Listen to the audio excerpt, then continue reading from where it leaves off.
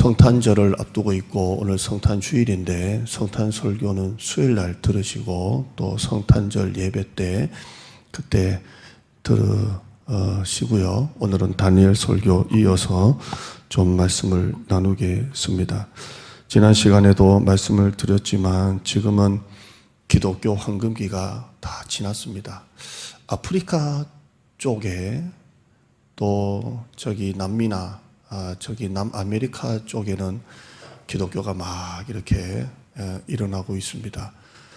좀 못 사는 나라죠. 가난한 나라인데 하나님이 복음을 그 땅에 떨어뜨렸어요. 그래서 우리나라가 옛날에 정말 가난할 때 그 말씀을 붙잡고 기도를 통해 우리나라가 그 전쟁의 폐허 가운데 일어났지 않습니까? 지금 하나님이 이 유럽이나 미국, 우리나라도 지금 이 포스트 모더니즘 그리고 인권이라는 거, 이 휴먼 라이트라는 인권으로 모든 기독교 복음이 다 쇠퇴하고 있습니다. 이 포스트 모더니즘과 인본주의, 인권이 전 세계를 지금 휩쓸고 있습니다. 이럴 때 교회가 당연히 쇠퇴하는 것은 당연한 것입니다. 숫자나 재정의 문제가 아니라 이런 감소가 아니라 본질적인 기독교 쇠퇴기를 우리가 겪고 있습니다. 죄를 죄라고 말할 수 없는 시대, 죄가 죄 아닌 시대에 우리가 지금 살고 있습니다.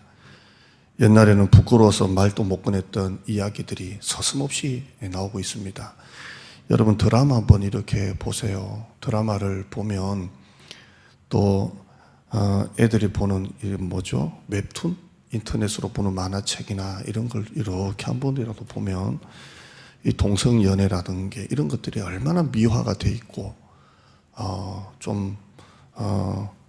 남녀 간의 그런 애틋한 사랑처럼 동성의 사랑도 그렇게 나오고 있는 것을 봅니다.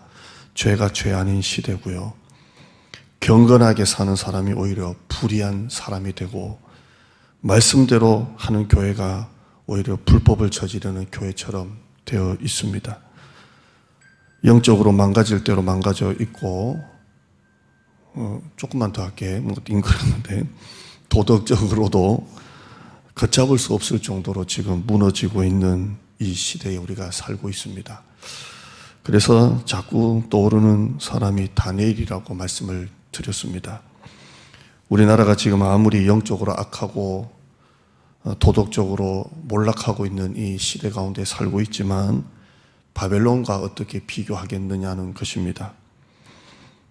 다니엘은 바벨론에서 살면서 그리스도인답게 살았습니다. 이게 우리가 좀 주목해야 될 부분입니다. 바벨론에서 살고 있는데 그리스도인으로 살았다는 겁니다. 여러분 우리가 바벨론에 살면 바벨론인이 되어야 합니다. 바벨론화가 되어야 그들과 동화되어서 먹고 사는 겁니다. 술을 먹는 사장님 밑에 들어가면 술을 먹어야 합니다. 주일날 지금 코로나 때문에 뭐 이것도 저것도 다 안 되지만 주일날 사장이 등산 좋아하면 등산 따라 다녀야 합니다. 사장 따라 다녀야 돼요. 이게 바벨론입니다. 온 세상의 동성애에 대해서 여러분 대학생들 얘기를 해보면 몇 명이 동성연애는 죄다라고 말할 수 있을 것 같아요. 이제는 그런 시대가 지금 다 지나가고 있다는 거. 그러면 거기 맞춰 살아야 합니다. 바벨론에 살면 바벨론인으로 살아야 하는데 다니엘은 바벨론에 살면서도 그리스도인으로 살았다는 것입니다. 지금 우리가 사는 현실보다 훨씬 더 악하고 훨씬 더 타락하고 더 지독한 불경건한 시대 한가운데서 다니엘이 어떻게 믿음으로 살았느냐는 겁니다. 어린 나이에 자기 나라가 불타고 고향이 불타고 동네가 불타고 부모와 떨어져서 바벨론에 잡혀온 이 어린 소년 다윗이 생존하기도 힘들지 않습니까? 이 눈치 저 눈치 봐야 되고 그런데 어떻게 오늘 설교 말씀처럼 생존을 넘어서 번성하는 삶을 살았느냐는 겁니다. 바벨론에 살면서 바벨론인이 아니고 그리스도인으로 살았는데도 어떻게 번성하는 삶을 살았느냐는 겁니다. 제가 지난 주간에 용산역에 지방에서 올라오는 누가 있어서 용산역에 누구를 만나러 갔습니다. 갔는데 이렇게 뭐 식당가도 있고 카페도 많고 햄버거 가게도 있고 막 그래요. 근데 참 그 보면서 마음이 좀 아프더라고요. 식당도 문 열어놨더라고요. 햄버거 집도 문 열어놨더라고요. 카페만 문을 닫았더라고요. 카페. 그래서 우리 카페 사장님들이 지금 또 정부에다가 항의를 하고 있답니다. 우리는 커피 못 팔게 하면서 왜 햄버거 집에는 커피를 파냐 이렇게 한답니다. 제가 우리 교회 윤천성 성도님이 여기 앞에 큰 카페를 하잖아요. 그게 또 걸려요. 아유, 얼마나 힘들까. 저 세를 어떻게 낼까. 윤천성 성도님이 좀 힘들겠다 이런 마음이 있습니다. 헬스장 하시는 분들이 이번에 머리를 다 삭발했습니다. 앉아가지고 왜 삭발했겠습니까? 식당도 하고 목욕탕도 하는데 왜 헬스장만 문 닫게 하냐? 우리는 마스크 다 쓰고 물병도 개인 물병 다 쓰게 하는데 왜 헬스장만 문 닫게 하냐? 그래서 헬스장 업주들이 이 삭발을 했습니다. 소상공인들도 지금 합니다. 백화점도 문 열고 마트도 여는데 왜 우리만 문 닫냐? 야, 생존이구나 이게. 생존이구나. 번성의 문제가 아니라 생존이구나. 잘 되고 안 되고의 문제가 아니라 지금 생존이구나. 폐쇄가 아니라 폐업이 되고 해고가 되고 지금 사람들의 삶이 번성은 그 다음 문제고 생존이구나. 생존. 무증상자인데 이제 선제적 의무적 검사를 하죠. 무료로 3주 동안 검사를 한대요. 현수막에 막 붙어 있더라고요. 3주 동안 무료로 검사한다고 그러더라고요. 그러니까 그 검사 받으려고 줄이 얼마나 긴지 몰라요. 관악구청 앞에도 있다 하더라고요. 부스가 막 줄이 있는 거예요. 이렇게 무증상이라도 선제적 검사를 하면 이 검사 받는 비율만큼 확진자가 나오거든요. 이렇게 되면 1000명대 수준이 아니라 이제 무증상인데도 무료로 검사를 하면서 확진자 나오는 이런 게 되면 야, 이거 1000대가 아니라 올라가겠구나. 무증상자가 막 나오고 있지 않습니까? 그 선제적 검사를 통해서 3단계 이야기가 언론에서는 흘러나옵니다. 대형마트 외에는 문을 닫게 한다죠. 미용실도 문을 닫는답니다. 미용실. 그래서 여러분 한번 기사 보셨어요? 미용실이 터져 나간답니다. 문 닫기 전에 머리 염색도 하고 파마도 하고 커트도 하고 그래서 미용실 예약이 지금 꽉 찼고 어느 사진을 보니까 코스트코에서 생필품을 사려고 사람들이 막 줄을 서서 폐업되면 물건을 못 살까 봐 막 그렇게 한다고 합니다.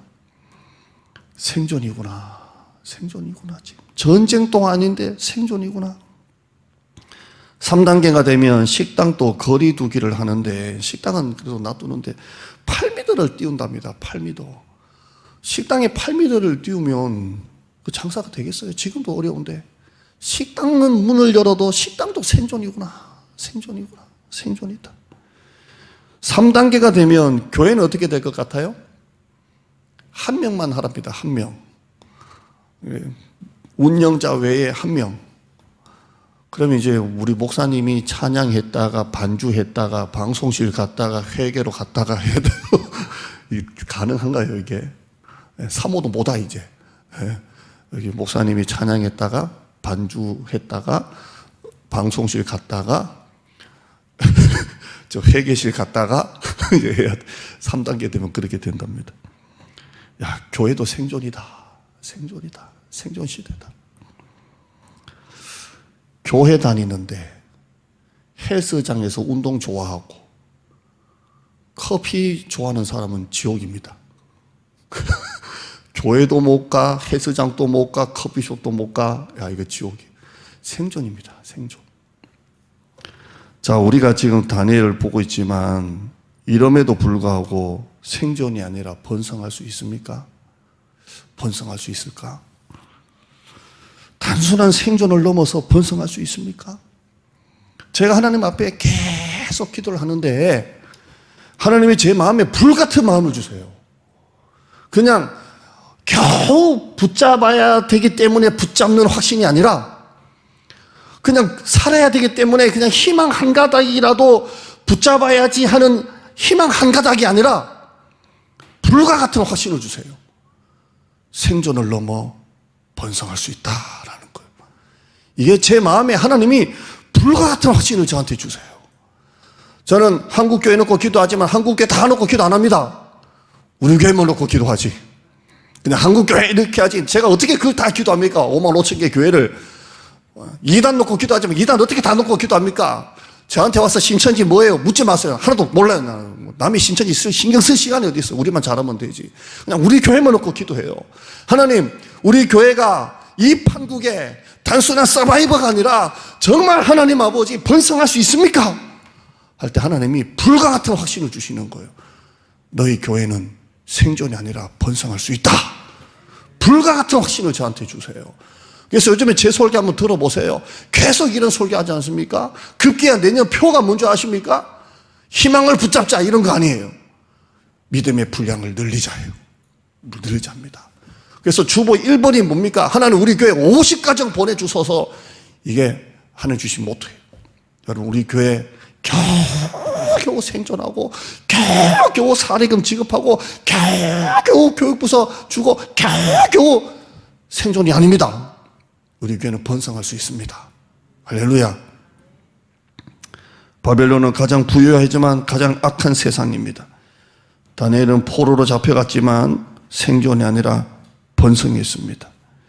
여러분 삶에서 고난을 겪지 않고 고립을 겪지 않는 사람은 단 한 사람도 없습니다. 베드로는 우리에게 어떤 일이 닥쳐도 어떤 시련이 오고 어떤 고난이 와도 이상한 일 것처럼 생각하지 마라 그랬어요. 그 당연하게 받아들이라 그랬어요. 2000년 전에 베드로가 우리 삶에 어떤 시련이 오고 어떤 고난이 와고 어떤 생존을 위해서 버티는 그런 시련이 와도 이상한 일 당한 것처럼 여기지 말라 그랬어요. 그걸 당연한 일로 받아들이라고 했습니다. 베드로전서 4장 12절 좀 긴 말씀인데 한번 보시죠. 베드로전서 4장 12절 나올 때까지 베드로전서 4장 12절 안 나와요? 예. 자, 읽어보시죠. 시작. 사랑하는 자들아 너희를 연단하려고 오는 불시험을 이상한 일 당하는 것 같이 이상히 여기지 마세요. 너희를 연단하려고 오는 이 불과 같은 시험을 이상한 일 당하는 것 같이 이상히 여기지 마라. 이렇게 하죠. 13절 시작. 오히려 너희가 그리스도의 고난에 참여하는 것으로 즐거워하라. 이는 그의 영광을 나타내실 때 너희로 즐거워하고 기뻐하게 하려 함이라. 너희가 그리스도의 이름으로 치욕을 당하면 복 있는 자로다. 영광의 영 곧 하나님의 영이 너희 위에 계심이라. 너희 중에 누구든지 살인이나 도둑질이나 악행이나 남의 일을 간섭하는 자로 고난을 받지는 말려니와 만일 그리스도인으로 고난을 받으면 부끄러워하지 말고 도리어 그 이름으로 하나님께 영광을 돌리라. 하나님의 집에서 심판을 시작할 때가 되었나니 만일 우리에게 먼저 하면 하나님의 복음을 순종하지 아니하는 자들의 그 마지막은 어떠하며. 자 보세요. 이상한 일 당하는 것이 여기지 말라는 거예요. 하나님의 반드시 심판이 있고, 그런데 나쁜 짓 해서 고난은 받지 말고 그리스도인으로 고난을 받으면 부끄러워하지 말고 도리어 그 이름으로 하나님께 영광을 돌리라. 이렇게 되어 있어요. 저는 다니엘 친구들과 다니엘을 묵상하면서 이 16절 마음이 생각이 났어요. 만일 그리스도인으로 고난을 받으면 앞에 말씀 이상한 일 당하는 것처럼 여기지 말고, 또 오늘 이 16절 말씀 부끄러워 일 당하는 것처럼 생각하지 말고 도리어 그 이름으로 하나님께 영광을 돌리라. 이렇게 말씀합니다. 17절에 하나님의 집에서 심판을 시작할 때가 되었나니 만일 우리에게 먼저 이 심판이 시작되면 하나님을 안 믿는 사람의 그 마지막은 어떠하겠느냐. 이렇게 되어 있고요. 베드로전서 4장 18절 말씀이에요. 시작. 또 의인이 겨우 구원을 받는다면 경건하지 아니한 자와 죄인은 어디에 서리요? 19절에요. 그러므로 하나님의 뜻대로 고난을 받는 자들은 또한 선을 행하는 가운데 그 영혼을 미쁘신 창조주께 어떡할지나 넘기지 마세요.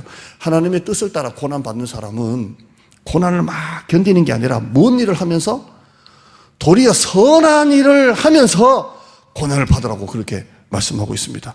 그리고 우리의 모든 영혼을 하나님 앞에 다 맡기라는 겁니다. 할렐루야. 여러분, 생존입니까? 번성입니까? 이상한 일 당한 것처럼 여기지 말고 그 고난을 부끄러워하지 말고 오히려 선한 일을 하면서 고난을 받으라고 했습니다. 그리고 우리의 모든 것을 창조주 하나님께 위탁하라고 그렇게 말씀하고 있습니다.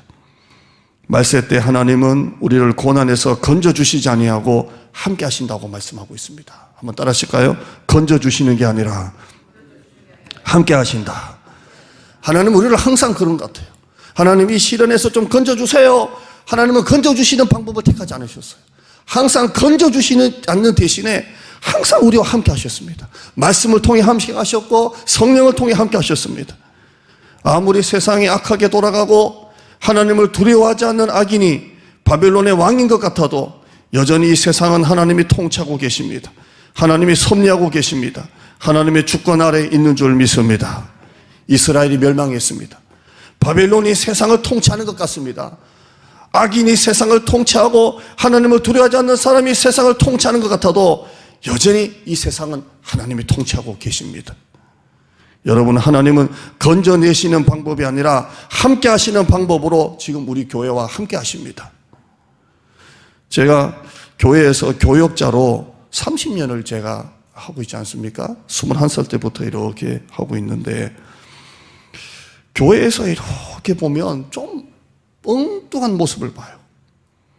세상에서는 약하게 사는 사람들, 제가 표현을 좀 여러분 그렇게 쓸게요.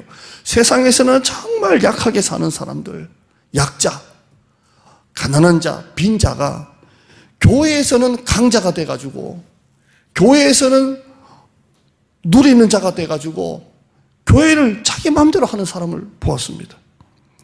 세상의 약자가, 빈자가 교회에서 강자가 되고 교회에서 부유한 자가 되어서 교회를 자기 마음대로 하는 사람을 보았어요. 하나님의 통치를 모르는 거예요. 하나님을 두려워할 줄 모르고 하나님을 향한 경외심이 없으니까 세상에서는 눈치 보고 약자로 살면서 교회 와서는 내가 누군데 하면서 강자처럼 사는 사람을 봤어요. 하나님의 통치를 모르는 거예요. 반면에 세상에서는 강자로 사는 사람이, 세상에서는 많은 것을 소유하고 있는 사람이 교회에서는 한없이 약자가 된 사람을 봤어요. 교회를 섬기고 교회 청소를 하고 걸레질을 하고 목회자를 섬기면서 항상 교회 안에서는 약자로 사는 사람을 봤어요. 그 사람은 누굽니까? 하나님의 통치를 아는 사람이에요. 어디 있든지 간에 하나님의 주권을 인정하고 하나님의 섭리를 인정하고 하나님의 통치를 인정하는 것입니다. 여러분, 교회 현장에서 목회를 하면서 역시 교회를 통치하시고 다스리시는 분은 하나님이시라는 것을 뼈저리게 알게 됩니다. 여러분, 목회자가 무슨 힘이 있습니까? 여러분이 저보고 다 합쳐서 목사님 아니라고 하면 제가 합니까? 안 합니까? 뭘 말해요. 여러분이 다 목사님 안 됩니다 라고 하면 못하죠. 장로님이 다 이렇게 한마음이 돼서 목사님 이건 아닌 것 같습니다 하면 못하죠. 어떻게 합니까? 그걸 하는 목회자도 있을는지는 모르겠지만 못하죠. 왜냐하면 교인들과 마음을 같이 자꾸 모아야 되고 합쳐야 되고 하나가 돼야 되고 그게 아무리 맞아도 좀 느리게 가더라도 좀 돌아가더라도 또 목회자가 설령 또 틀릴 수도 있고 그래서 같이 가야죠. 같이 가야죠. 근데 목회를 해보면 목회자가 정말 약할 때, 제가 이전 목회지에서 8분의 장로님이 앞에 목사님과 갈등 끝에 뛰쳐나와서 자기네들이 교회를 세우고 그럴 때 장로님 8분이 똘똘 뭉쳐가지고 하나가 됐을 때 얼마나 목회자가 힘이 없겠어요. 로마에 오면 로마 법을 따르라고 늘 하시던 말씀처럼 항상 약자처럼 그런데 하나님은 가장 우리가 약자이고 가장 빈자가 됐을 때 그때도 하나님은 교회를 통치하시는 분은 하나님이셨어요.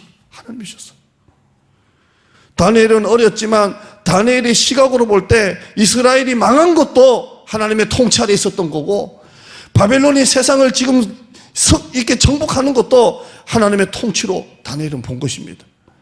성전이 파괴되고 성전 기물을 바벨론이 다 가져간 것도 다니엘은 이것도 하나님의 통치구나, 하나님의 통치로 보았어요.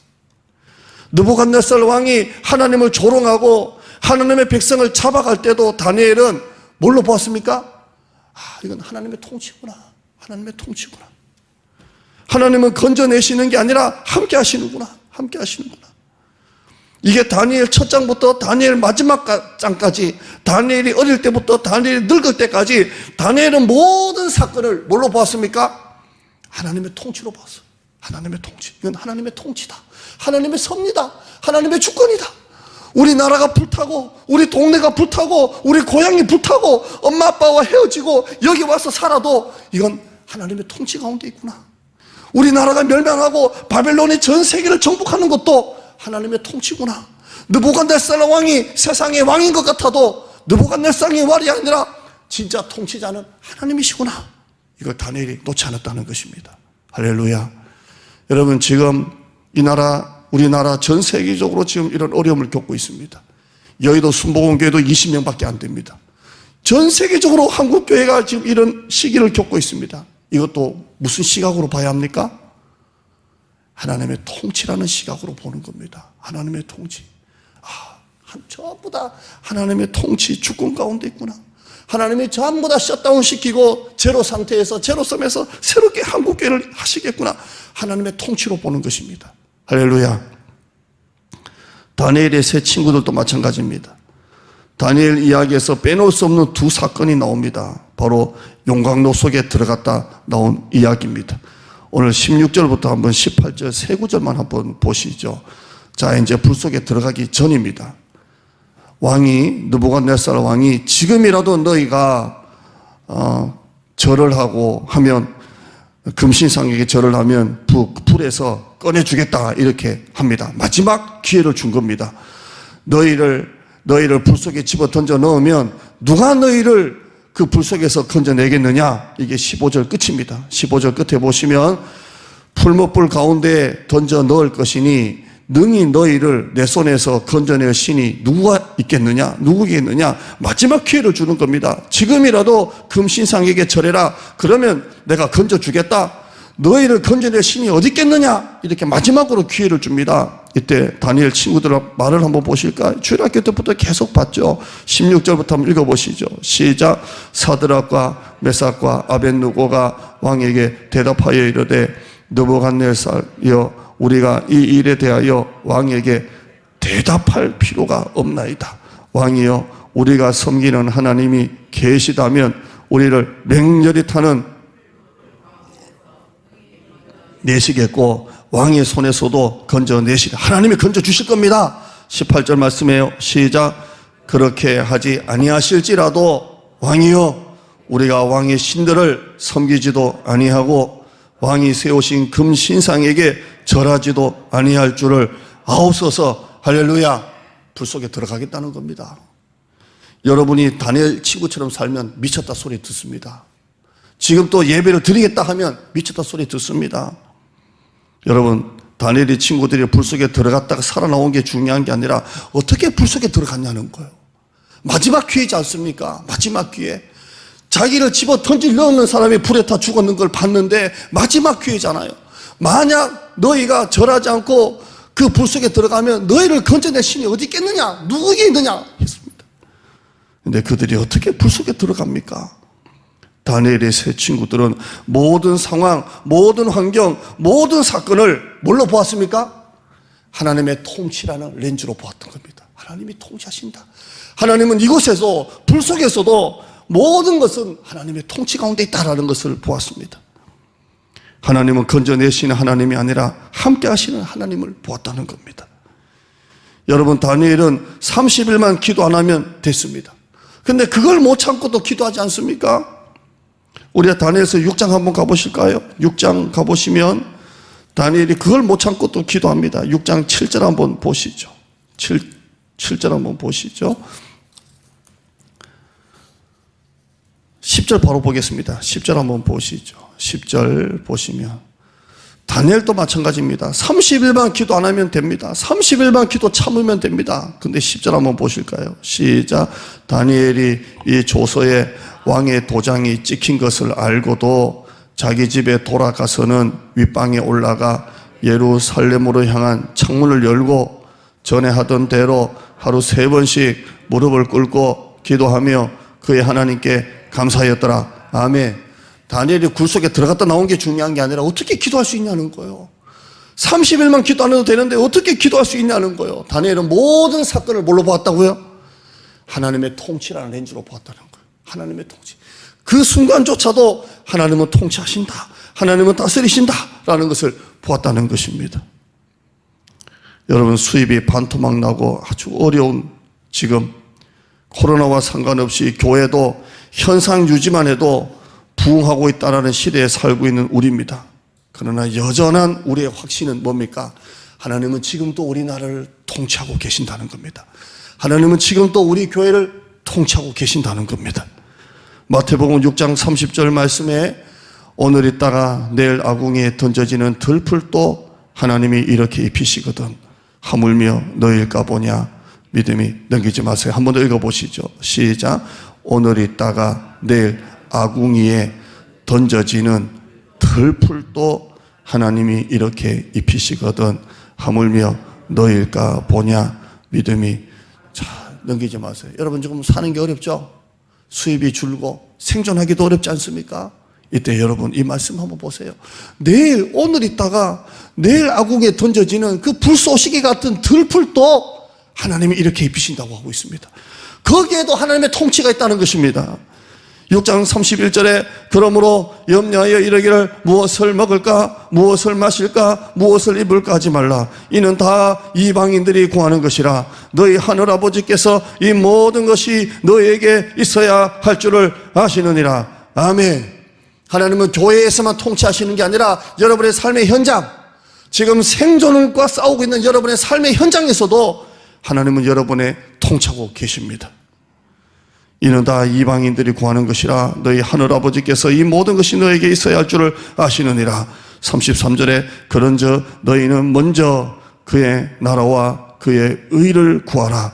그리하면 이 모든 것을 너에게 더하시리라. 그러므로 내일 일은 내일 일을 위하여 염려하지 마라. 내일 일은 내일이 염려할 것이요 한날의 괴로움은 그날에 족하니라. 아멘.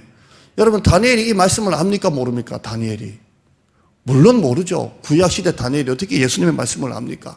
근데 다니엘은 이 철학 가지고 사는 거예요.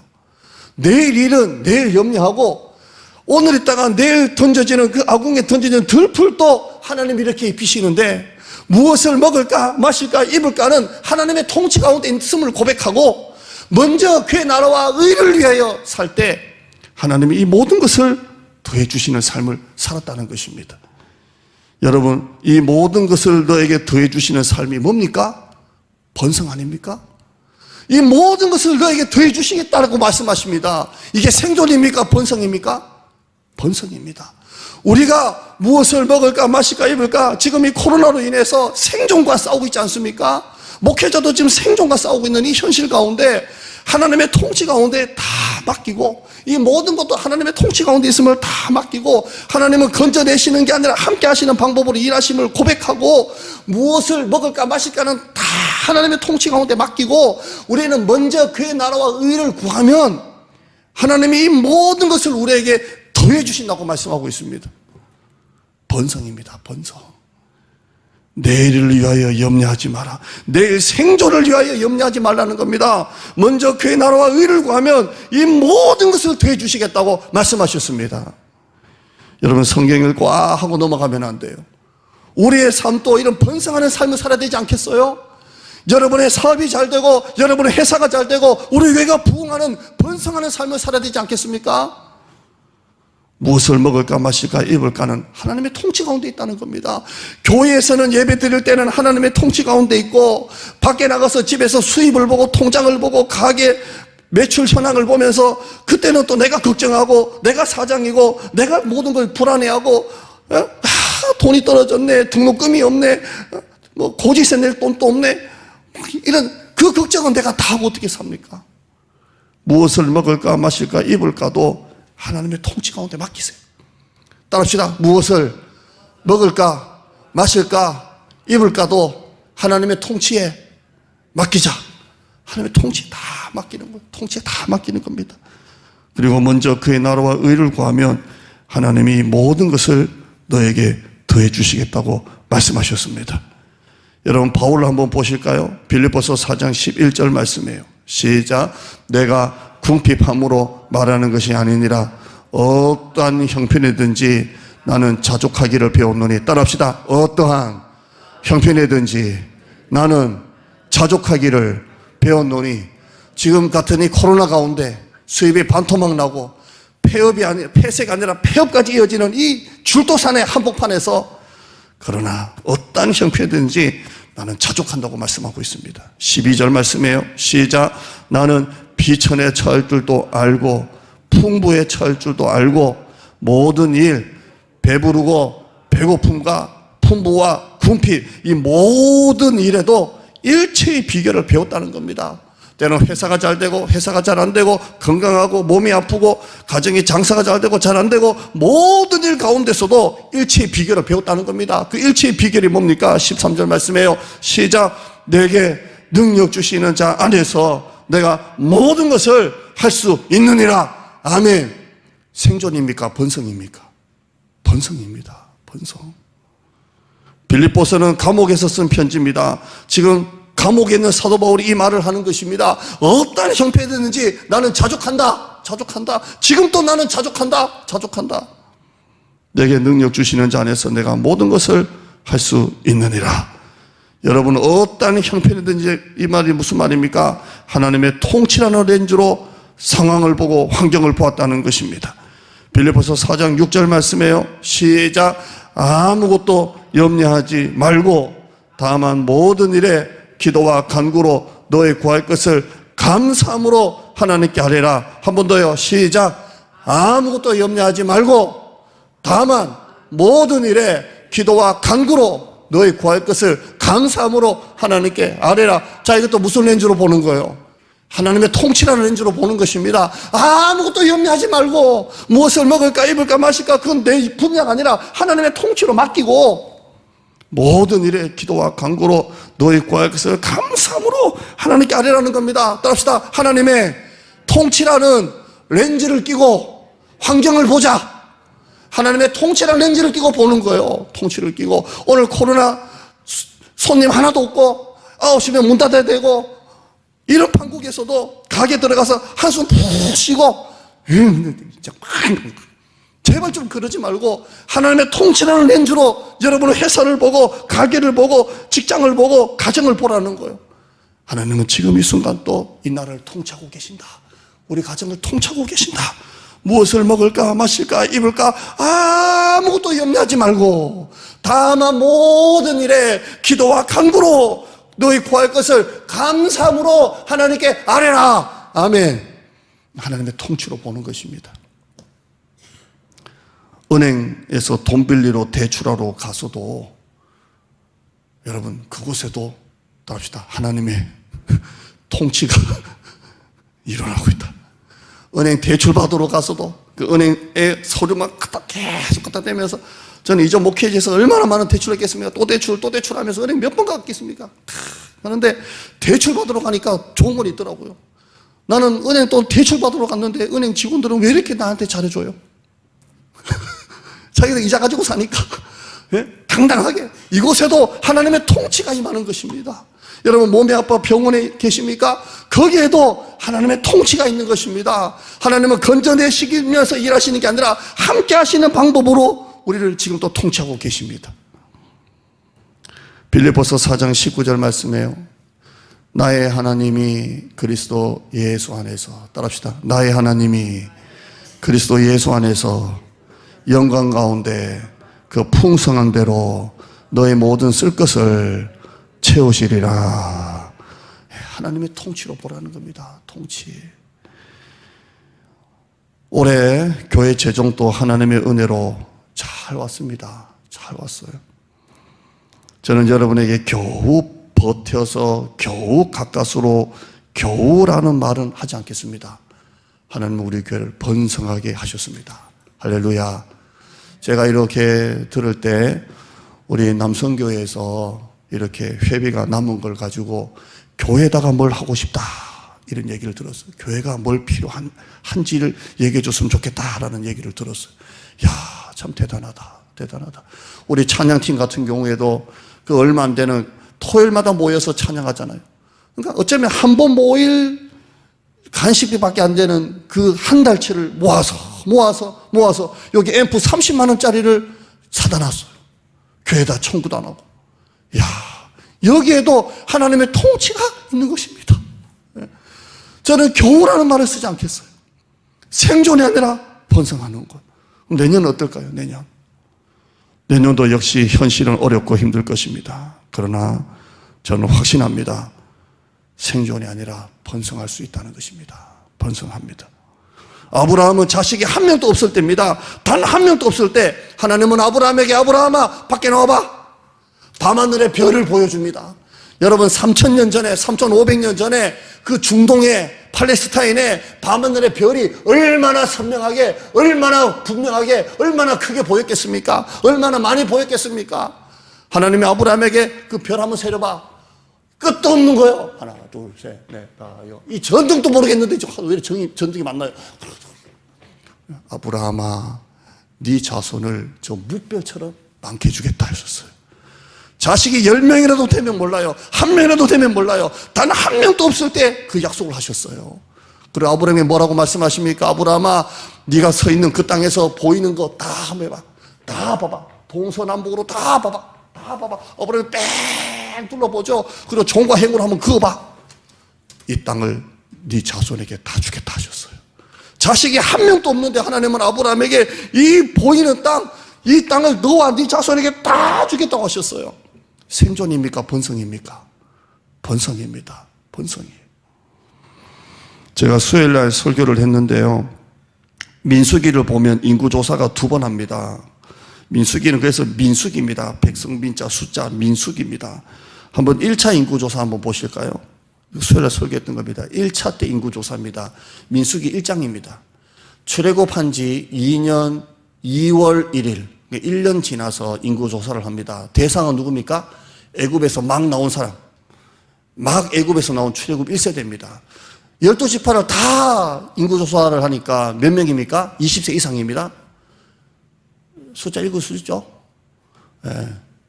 60만 3,550명입니다. 애굽에서 막 나오자마자 40년 전에 막 나오자마자 인구조사하니까 1년 지나서 하니까 60만 3,550명입니다. 자, 2차 인구조사는 26장입니다. 26장.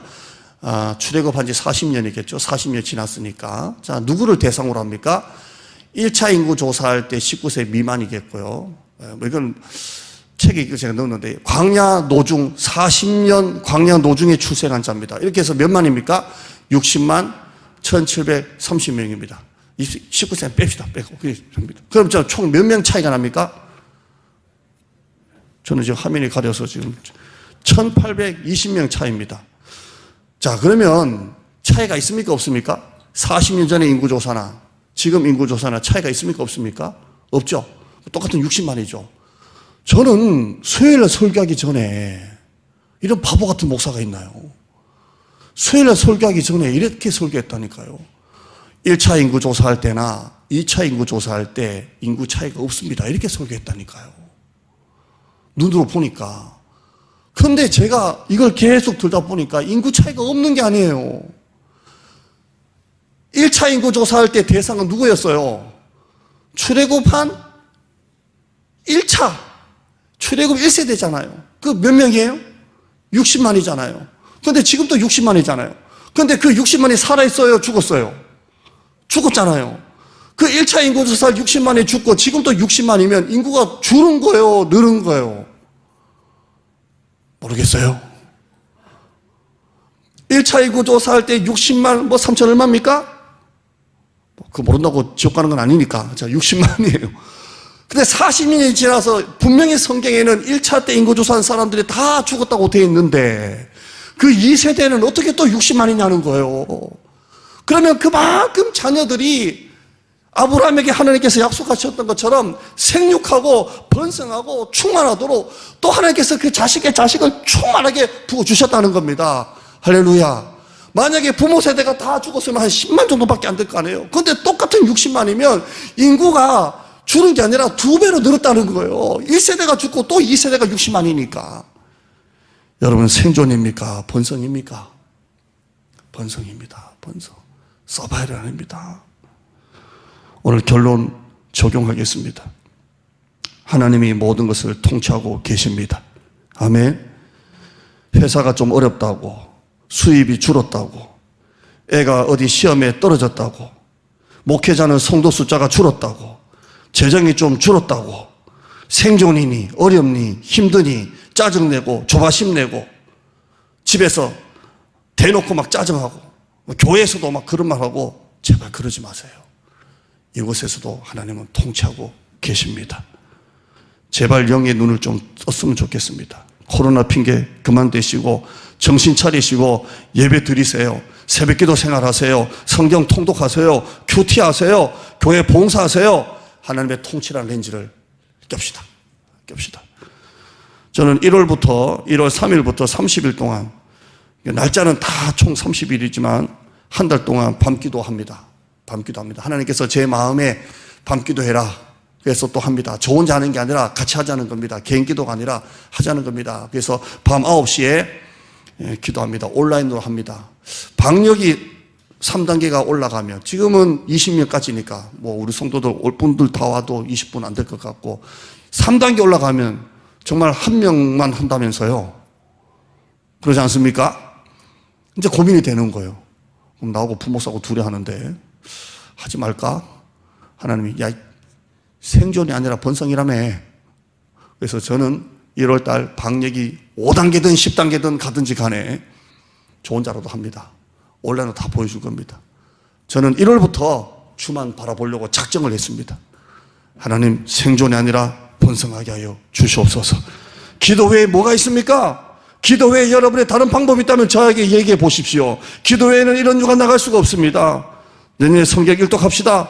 뭐가 달라집니까? 뭐가 달리 할 게 있습니까? 기도와 말씀밖에 없지 않습니까? 내년에 우리에게 50가정 등록을 위해서 예비된 영혼을 품으세요. 기도하세요. 전도하세요. 우리에게는 번성할 수 있습니다. 생존이 아닙니다. 서바이벌가 아니라 드라이브입니다.